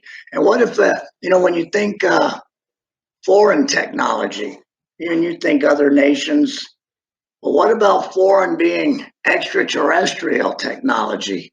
Maybe it is. An anonymous source looked at the pictures other than the Air Force and that other person, that other agency, and that's exactly what they told me. And that's one of the anonymous, I didn't say their name on there, but they are connected to other events and other agencies. And they said that in their opinion, it is extraterrestrial in nature. The technology, the government may or may not be involved. They didn't know for sure. And when you see these pictures, the thing is, it goes from the one picture that I submitted online over the course of 100 pictures, and I'm taking pictures every couple of seconds. It changes shape. It changes color. It disappears and it reappears. And you've seen people, you've seen pictures that have been submitted by people. They might have one picture, and then it's blurry, and then it's gone. This is a sequence of, in my book, Hiding in Plain Sight, is a sequence of 50 pictures that I put in there, and you can see the metadata. I submitted these pictures to a scientific organization in Huntsville, Alabama. They've had them for several months, and they're analyzing them. And I said, hey, I don't have anything to hide. I'm not making this up. I'm not a photo editor. I haven't photoshopped anything. These pictures are 100% real, and you can look at them. And so I sent them original pictures. They can look at it. They've looked at all the metadata. They've reached back to me and asked me a couple of questions, but they haven't come forward with what they think it is. But it is it is really And nobody's identified it yet, so it is a UFO, an unidentified flying object. And when you see the pictures, you can go to Amazon and just look at the cover picture and the reviews and what's been said, and you will see that it is it's amazing. Scott Gearin is most definitely a legend in the community, and you can read a lot more about him, not necessarily the extraterrestrial stuff, but the near-death experience and Scott's service in Chris's latest book, The Patriot's Creed. If you still have not picked up The Patriot's Creed, it's got stories in there about Alwyn Cash, who we know is going to be the newest Medal of Honor recipient, and other guys we've had on the show, including, once again, Scott Gearin. So we highly recommend that you pick it up, of course, and leave a review on Amazon.com. All right, we're wrapping it up here because we've already done the Army, Navy, the Air Force, and what is left but a recon Marine, none other than Rudy Reyes on episode 85. That's the newest one of these 4. Check it out. Hope you enjoy. How did your journey, I guess you'd say, into special operations start? Are you one of those kids who, from the moment you were, in first grade, said, "I want to be a Marine"? Or how did it all start? A lot of people don't know. They know the generation kill Rudy on. They know that. Yeah. But they don't know basic training Rudy. I mean, Antonio, your buddy Antonio, when he was GRS, well, he told me a little bit, but that was when he was doing the GRS thing. But I think our listeners, because nobody's really heard that about that, and I think they want to know, especially our young. We get a lot of young listeners that want to join. Yeah. And man, I love them to hear that story of where you started, what decided, and then a basic training story, dude, or your whole basic training. Nobody knows that, man. Well, okay. My father, I have 2 fathers. The man that gave me his name, Rudy Reyes Sr. He was a devil dog in Vietnam, and he's passed. And then my biological father was also a Marine, and his name's Hector or Gustavo de la Llata, and a Spaniard. He came from a wealthy family, and he was running from a tyrant father in Mexico. They're land barons. I just found my family for the first time after the success of Generation Kill. I had some money and confidence that maybe I'd be received because I never met my biological father. I went to meet the De La Llatas, and my sister's a medical doctor. I got a young, beautiful sister. Wow. My cousin is the district attorney of Austin, Texas. His father is a professor of Latin and psychology at the University of Texas. These are pretty intelligent, powerful people. But my father, but they're all Mexican by way of Spain. They're Chris, they're just as fair as us, or even more fair than we are, right? Well, they're Basque. You get the Spaniards that are Basque, like my father. He looks Italian. He's so. For sure. That's why you and I get compliments oftentimes that I look like you, or that we're brothers. I do, right? Well, it's because of our sexiness, though. Okay, yes. Haters gonna hate. It comes from Spain. It's the olive skin. It's this. It doesn't age. We don't age. We age very like fine wine, baby. Like fine wine. So I grew up kind of tough. My father, both fathers, had some pretty extreme PTSD. De La Llata did 2 tours. My real father is Rudy Reyes. He after he came back, he immediately got into law enforcement. Actually, no, I think first he was scrubbing out grain elevators. Wow. Hard work on the border, and they're all from the border of Texas and Mexico. Yep. My mother was young and beautiful, but a traditional Mexican woman, meaning you cook, you clean, you look good for your man, and that's it. Yep. So it didn't work out. And my mother got involved in it was the early 70s, got involved in the drug world. And then we started moving around, myself and my 2 brothers, and slowly but surely we were left here, left there. And ultimately we were raised in the Omaha Home for Boys. I didn't know that. No shit. 52nd and 8th. Here in Omaha. No, I live right by it. It's right. Okay, it's right down the road. It's still 52nd and 8th. It's doing really good. I was there. Yeah. I was the keynote speaker for the 100-year anniversary. And shit. That's awesome. Thank you to Omaha Home for Boys. They gave me a wrestling program. They gave me weights. They gave me food. Yep. We were very sick when we got there. We all had worms and lice. Holy I had crap. hepatitis because we were Wow. living in filth. Yeah. We were living in third Wow. world African filth. Wow. Right? So we were taken by the state. We got medicine. We got haircuts. We got pride. And I excelled as a wrestler. And that's what drove me into continue to do sports and martial arts. But when I was a little boy, I saw First Blood. When I saw John Rambo, I just knew then. You remember when he unscrews his knife and he's using the compass and immediately goes into E&E and then sear and I thought this is an example of a man that can overcome and is capable, because we were so poor and thrown around foster care and here or there. I didn't feel capable at all. I didn't know where my next meal was going to be. There was a lot of abuse. There was a lot of neglect. So immediately I connected to John Rambo, and always in my mind. And of course, I read comic books, and I was an athlete. So I built my body and my mind to be strong. And I was a kickboxer and a martial artist. But I was not mean yet, brother. I was not mean. You don't become really hard to war and military.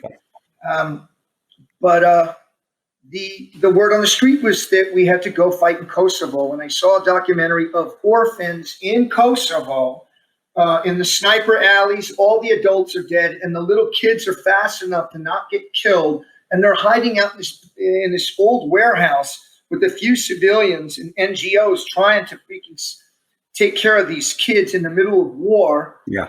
And right there, it was an emotional hit to me because it brought me back to my childhood. Okay. I said, I am an able-bodied man, and we're going to go fight in Kosovo. I'm going to do my duty. So you're 17 or 18 at that point? Were you getting out of high school? 26. Oh, you're 20. Okay, shit. I was already a kickboxer. Wow. Okay. I was heavy into my Zen Buddhism. I was vegetarian. I imagined I would continue to compete kickboxing until I got so old that I would teach. I just loved doing martial arts and having a simple life. And I was an illustrator. I would work different commercial art jobs. But that emotion of those kids, and then the idea that we got to go fight for people that can't fight for themselves. I thought of my dad, and I joined the Marine Corps as an infantryman, and no good deed goes unpunished in the Marine Corps. So I was yeah, that's true. And you're an old fart, because I went through 25. Yeah, you and I wish we could be 26 again. I know. I look at 26-year-old now, and I'm like, look at this kid. Look at this kid. And so I go there, and I'm the honor grad in Ironman, a boot camp, and then SOI. And again, so I got meritoriously promoted. Awesome. So they put me on guard duty.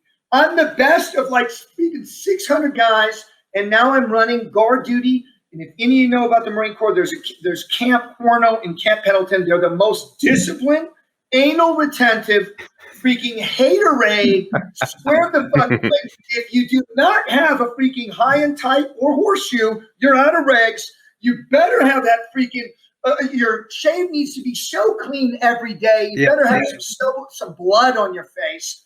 And I mean, it's squared away. And by the way, and that's where Anthony's from. That's where Sparrow is. Yep. That's where Sparrow squared the fuck away. Yep. Also, very little creativity, and life sucks. So they put me there on guard duty to do relief and guard relief and run the guard shack. I'm there for about 2 months in a squad bay. They got a pull-up bar, and I'm doing calisthenics. I'm not even seeing the sun because there's always some young Marine running to freaking Mexico or something. We got to go get the guys. I mean, brother, it was rough.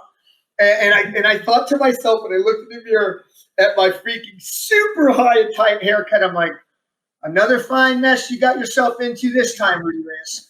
This is how it's going to be for 4 years at least. Get used to it. And I said, very well. Remember, we used to have the tan from our freaking rolled up sleeves here and a tan here down and white all around. White. So I did so well. The corporal of the guard, recon was coming through Horno to run their in dock. Okay. He put my name up, and I didn't know how to swim. Named, ashamed. Yeah, everybody thought it. All the young Marines thought, they still called me Guy because I was the guide at boot camp. Guy can do it. Guy's going to go recon. I didn't know how to swim. I was embarrassed. I hid in the squad bay in the back of the barracks. And with a big leap of faith, I said, fuck, everybody believes I can do it. I'm scared to death. I'm going to give it everything I got, but I'm probably going to drown in the swimming pool. And I was so dominant, Chris. I was so dominant on the run. 300 PFT, so my pulls and crunches, and my run was 17:20. Yeah, great. Then we went through the O course 3 times, and then we're doing exercises and boots and utes. And every time you go through it, of the 3, the slowest is done. The slowest is out. Now we put on our freaking 70-pound ruck, and it's an 8-mile run, trail run, right? Yep. There's a pool. I was so dominant. I got to the pool 20 or 30 minutes before the next guy. And these are seasoned grunts. These are seasoned snipers. These are brothers that been to Ranger and got their jump. Trying to get to recon. Been in the Corps 8 years or so.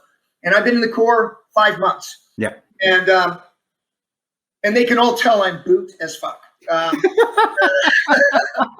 They called me forever Lance Corporal happy to be here. Because I was.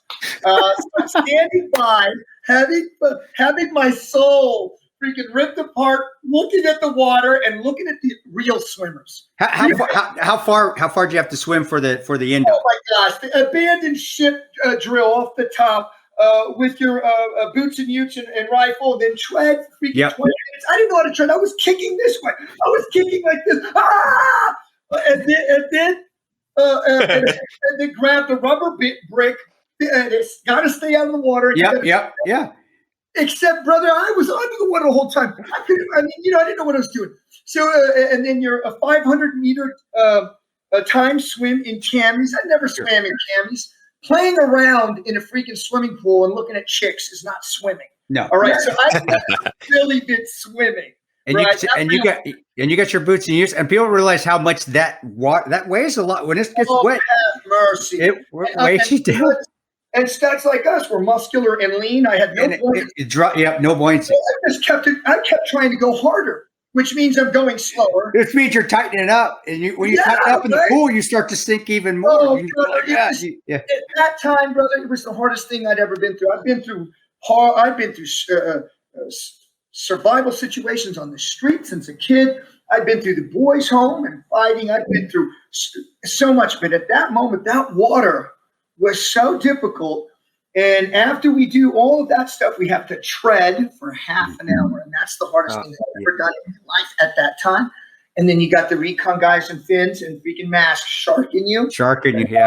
And I'm starting to cramp everywhere. I'm cramping. And then they got a fire hose that they're hitting you and you're trying to breathe up top. So we finally get out of that dead bear. I survived. And a lot of guys, brother, I swear to you, Ian, Chris, there was some Marines holding so hard onto the side of the pool. I swear their fucking fingerprints are in the water to this day. They would not get the sharks were trying to get them back in the water. No, bro. Like one of Dante Inferno's planes of hell, bro. But it does that water does that to you.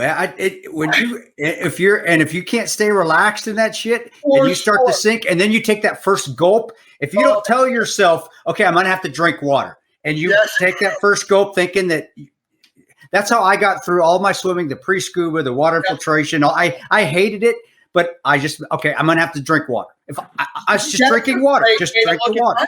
I'm here to drink water. If you go with that attitude, absolutely, brother. I was new at it. Even the water in my face, I was freaking out. Somehow I make it through the water. I get out. Now we got to do a 6-7 mile run, but we're slick.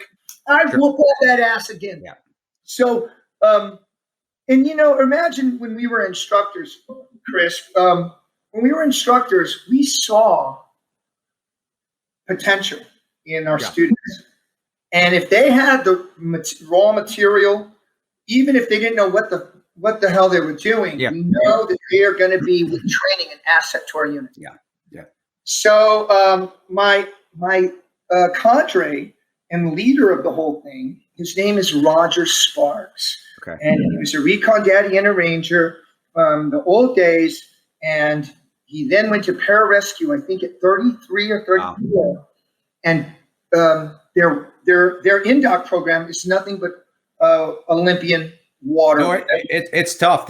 People think pararescue. We give the PJs and this Air Force Circle, but they have. I'll be out of everybody. I think, and I have their booklet. I should train on their booklet because I thought it was so tough. The pararescue combat.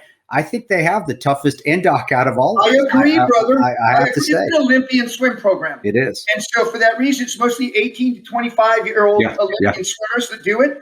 Roger went in there already as a grunt, as a ranger, and recon daddy. 33, which is ancient, 34. And he was the honor grad. Wow. These records. And now Roger is he's the highest decorated pararescueman of all time. He fought a fight in Afghanistan for the 101st Airborne and went in there and shot and saved 8 brothers. We got to get him on the show. Him, he's spiritual. He that's awesome.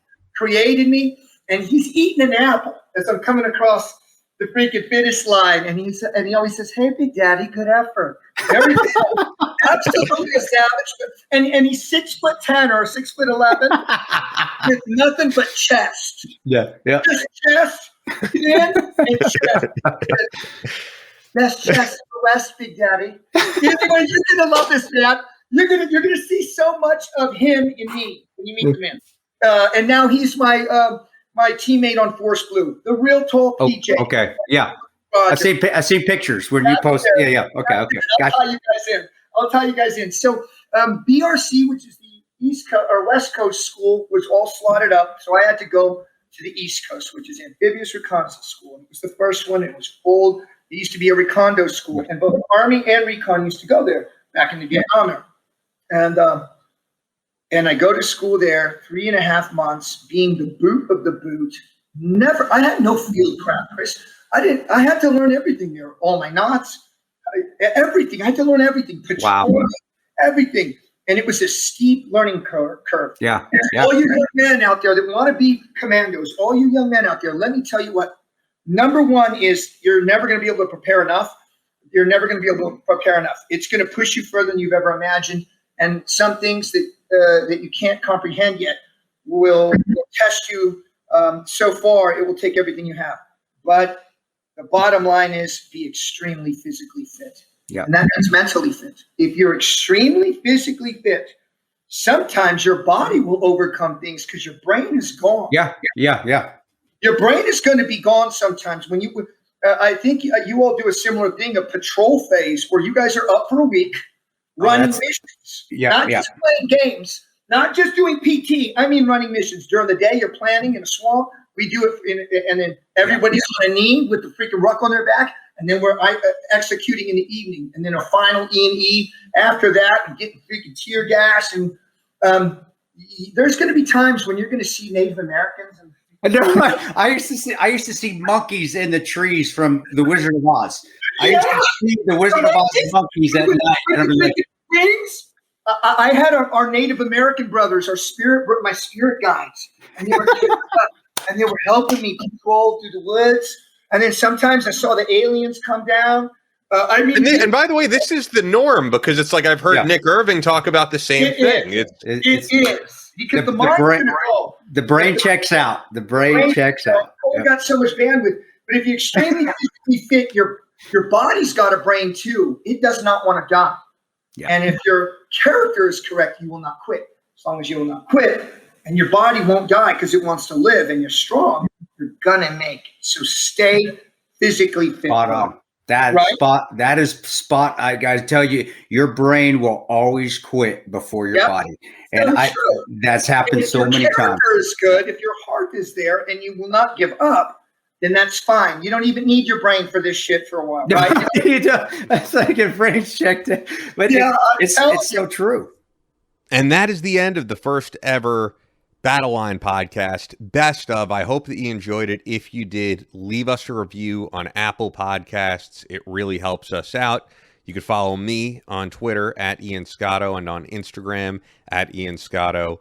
And of course, you could follow us. You always hear it at the end, but on Twitter at Battleline Pod, on Instagram at Battleline Podcast. And you all know Chris's account's Real Chris Peranto, although he is not on Twitter. But yeah, that's the show. We'll be back on Monday and the following Monday because we're going to have a 2-part Q&A, and you're going to dig it. That's about it. Stay positive. Never give up.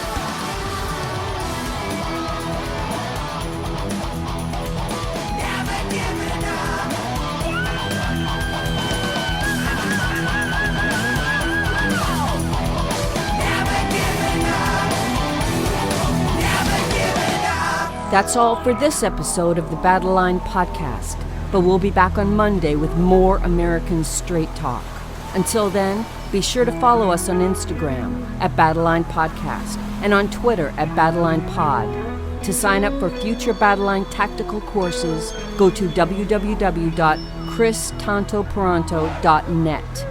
Believe in yourself, face all challenges head on, and as always, never quit.